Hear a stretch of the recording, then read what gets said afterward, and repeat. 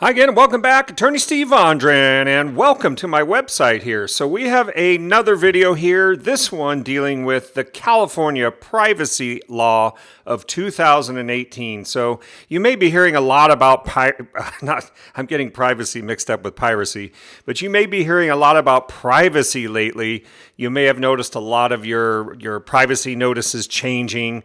That's due to the new GDPR regulation that's come out of the European Union, and that deals with protection of your personal information, and that's known as a general data protection regulation. But on the heels of that, we have California now passing its own law, apparently labeled as a comprehensive privacy law. So I want to talk about that in general terms in this video. You're going to learn a little bit about privacy and kind of some of the things that I've learned over the years. So this will just give you a little primer on what privacy is and kind of my experience in dealing with it. So you'll be conversational in this area of privacy. So that's what I hope to give you in this video. So here's our website. You can find it at vondranlegal.com.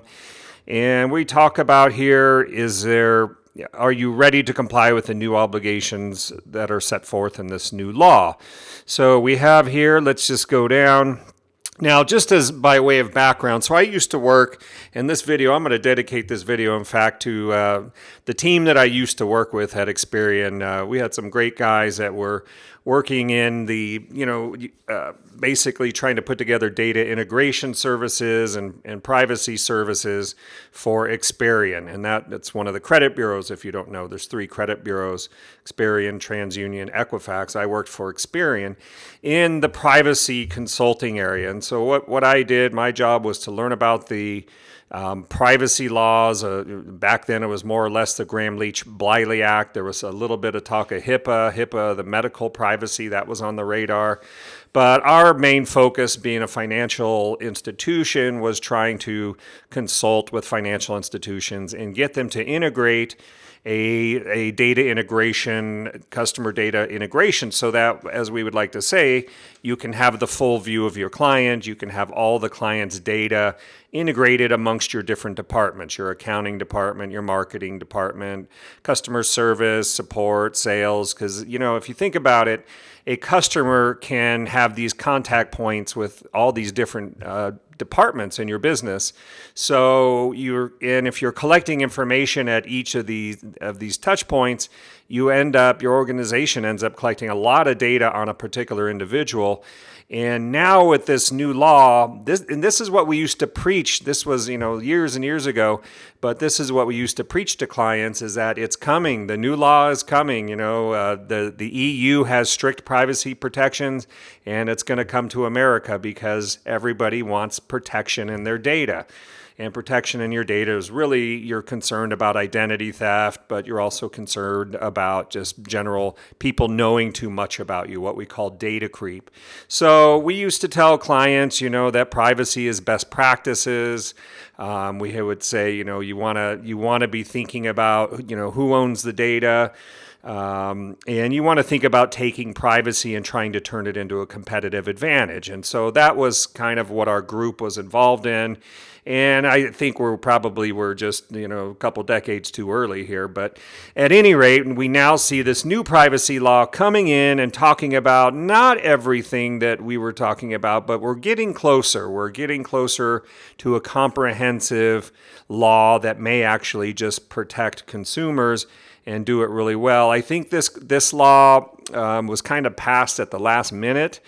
When I say last minute, from what I have read, there were just a couple days to go, and there was something on the ballot in California where somebody wanted to put it to the voters to have a really strict privacy protection law.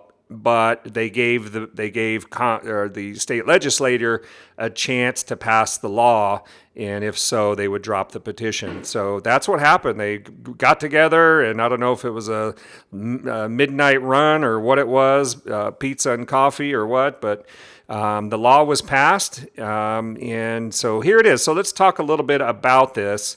And again, I just have here that many people are calling for comprehensive federal privacy to clean up the patchwork of state laws. And what that means is, every state has its own laws, but if the federal government would pass one law that would quote unquote occupy the field, then, you could have one law that everybody could comply with. And, ostensibly it would be to protect people and it would be a good consumer protection law. But let's take a quick look at this law where, we're not always there. And sometimes as we see, the law moves slow and sometimes slower than we think. But here's what we have with the new California law. This is basically known as AB 375 Assembly Bill 375.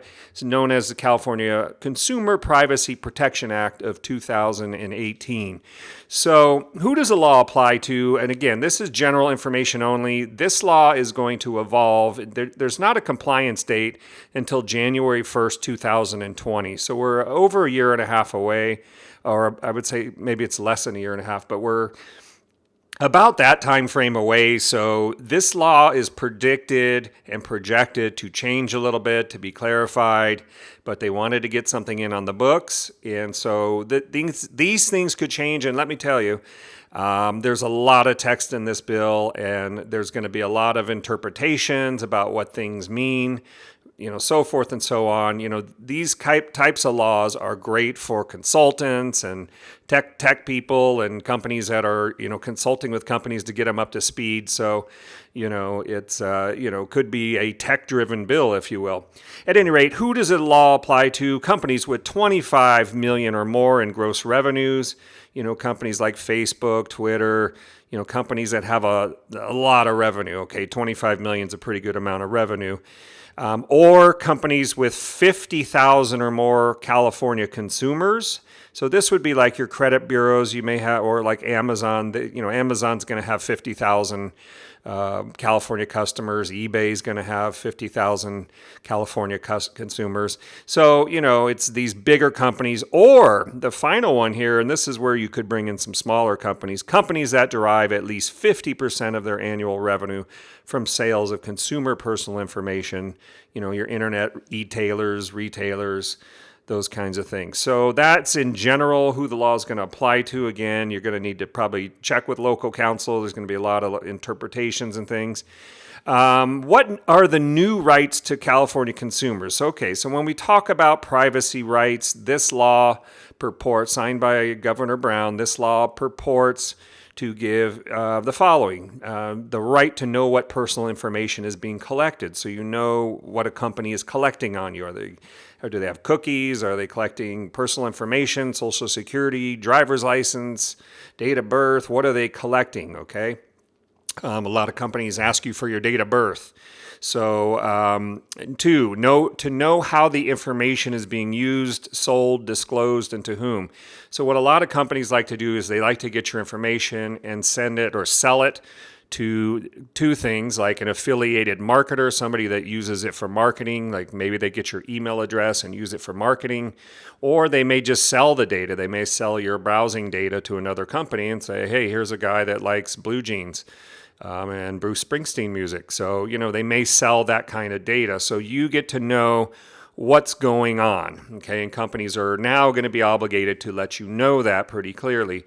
Number 3, this has been going on forever, the debate of opt-out versus opt-in data sharing, number 3. Okay, so this is a big deal, and we used to tell companies, why don't you give something of value and get them to opt in? And that way, they're voluntarily making that decision to come use your services. They're giving you their information in exchange for something, like give them a benefit, a free booklet. And so you see a lot of online companies doing that now where, you sign up and they'll give you a free booklet. That's a good place to put the privacy policy and let them know how your privacy is being used. But customers have the right to opt out of data sharing. So we're not quite at opt-in, which is as a private privacy advocate as I am, I like the opt-in. I think you should have to offer compelling information to get someone to opt in. But there are times when you're collecting data that, maybe it's just not that easy to do that. But anyway, opt-out is the rules. You have to set up a mechanism to be able to honor opt-outs of information sharing. 4, here's the big one. And this one's good. I like this. This is the right to access personal information that a company maintains on an individual. So that means if I call up Amazon, I can say, hey, I've been dealing with you guys for the last couple years. I want to know all the data you have on me. I want to see it. I want to inspect it. I want to make sure it's accurate. Okay, because there's a big thing with inaccurate information floating around everywhere. That doesn't help anybody. That does nothing, okay? It's like fake news. So the consumer is now given access. So the company has to figure out a way technologically to pull it all together and make sure I'm getting a complete, accurate picture of the information that you maintain on me. So I like number 4. Number 5, the right to demand deletion. So if I say, look, I don't want you keeping all this information, tired of doing business with your company, delete my data, I've had enough. You have that right. And finally, number 6, equal price, equal service, even if you exercise your right. So they can't discriminate against you, raise the prices, and go, oh, well, this guy's causing us a problem. We're losing a little revenue off this guy, and no, not. So they have to continue to give you equal price, equal service. Okay, so that's good. Types of personal information that would be protected, as I have here. This will likely be fairly broad, but will exempt, not covered as publicly available, public domain information, things you can find anywhere. But I think it will cover some things like private credit information, household information, your IP address. I should probably put your email address on there.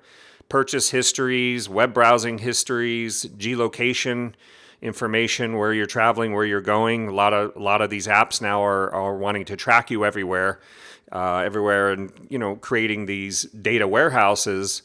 There's a great book if you really want to know what's going on. Read the book Database Nation. That was the best book that made me realize that you have thousands and thousands and thousands of companies taking your data, sharing it.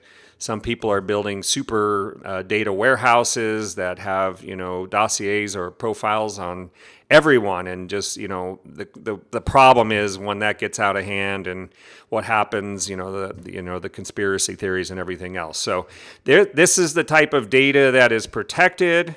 Again, it's going to apply to consumers, which is also going to be broadly defined.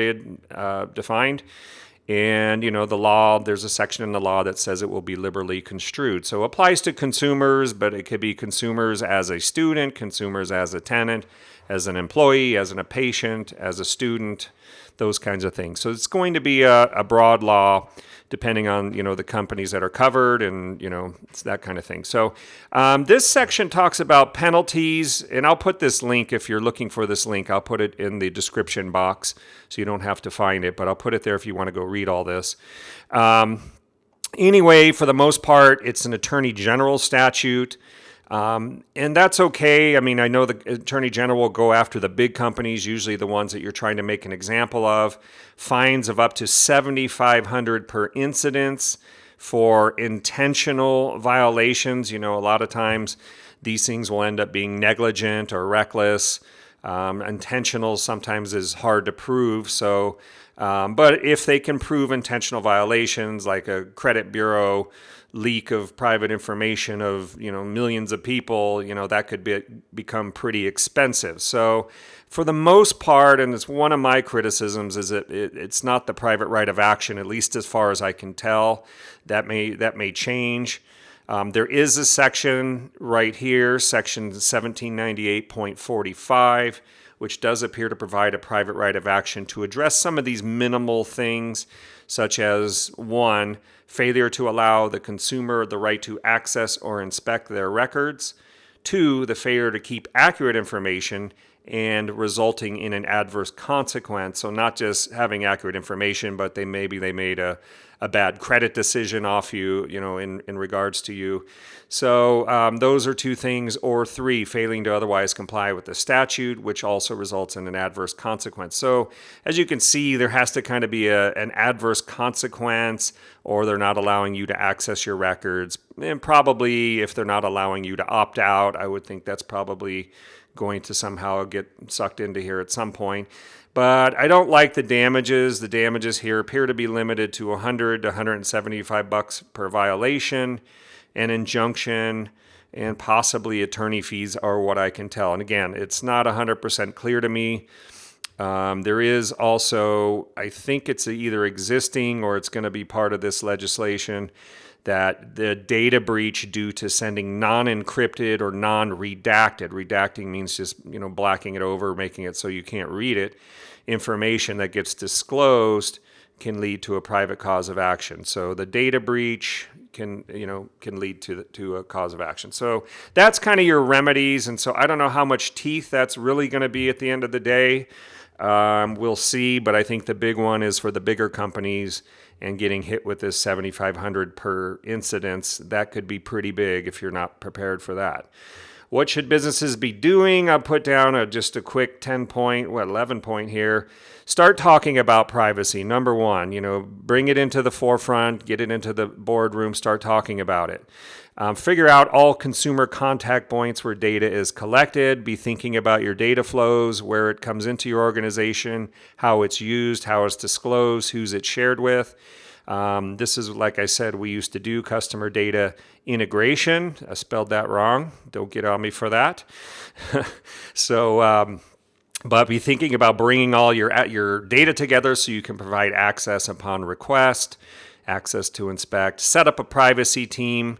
And I put 4 and 5 are kind of one and the same. Consider appointing a chief privacy officer, somebody that's in charge. If litigation ensues, it's nice to be able to pull these things out and say, look what we did. We took action. The minute we saw that law pass, we put together a team. We started talking about data protection, data flows. We got our CTO, CIO, IT director. We got everyone together. We appointed a team. We worked on number 6, work on creating a privacy policy that accurately describes what customer information you collect and explain how it is used and shared, okay? So again, accuracy is going to be key here. 7, discuss opt-in versus opt-out. Under this law, there's no opt-in requirement, but it may be a way to build in a competitive business advantage if you did opt in. Some people are doing double opt-in, where you have to not only opt in, but you have to confirm an email, a double opt-in. So talk about mechanisms to handle that, how you want to disclose that on your website, in your policies, and how you want to handle the opt-outs so no information is sold or transferred after somebody makes an opt-out decision. These are keys. You don't want to have a privacy policy, number 11, have a policy and not follow it. You need to follow your policy, okay? Number 8, be thinking about ways you can be clear and conspicuous about your policies. Again, using privacy as a competitive advantage on your different platforms, your mobile, your social, your brick and mortar. Okay, so that's some of my top tips. These are general top tips. There's others. This is not an exclusive list. All right, so as I mentioned down here, just for you total junkies that are looking for something to fall asleep with tonight, I put the actual text of the law here in case you need to come back and take a look at it. There's your compliance date, and I'm not going to go over all this, but I'll let you see. I did a word count. It's about 10,600 words if you're really a junkie and want to read all this. And again, all these words are going to be subject to interpretation. This is, the Lawyer's Full Employment Act, as we call it sometimes. So, there's a whole lot of stuff here. And I got one more thing at the bottom here for you. So just hang with me, but it's over 10,000 words. And here's what I have, what California politicians are saying. This is Assembly Member Chow. I believe Chow introduced the bill. So let's give that a listen here. Today, California took a historic step in enacting legislation to protect children and consumers by giving them control of their own personal data. Consumers should have a right to choose how their personal information is collected and used by businesses. It is your data, your privacy, your choice. Okay, so you can see how that's being framed up as a choice issue. So that's interesting. Here's one final one I want to do, if I can get it here. Today, the California legislature made history by passing the most comprehensive privacy law in the country. We in California are continuing to push the envelope on technology and privacy issues by enacting robust consumer protections without stifling innovation. Okay, and that was California Senator Hertzberg. So there you have it. That's a brief overview of privacy, the privacy landscape. That's a preview of coming attractions in California. If you have California customers, and a lot of them, and buy and sell their data and do things, you probably want to put this up on your radar. If you need some help with a privacy-related issue, data breach, you have our number right here. You can find us on the web, once again, vondranlegal.com, and I will go ahead and put this link in the description box for you. So I hope you've liked that. I know if you hung in there with me, this was a long video, but there was a lot of information. But I think now you probably know more than the average general bear does when it comes to privacy law and what we're actually talking about, okay? So we'll keep an eye on this. We'll keep an eye on the European Union GDPR and how that's going, and welcome to privacy in the information age. This is Attorney Steve. If you like this video, please leave your comments.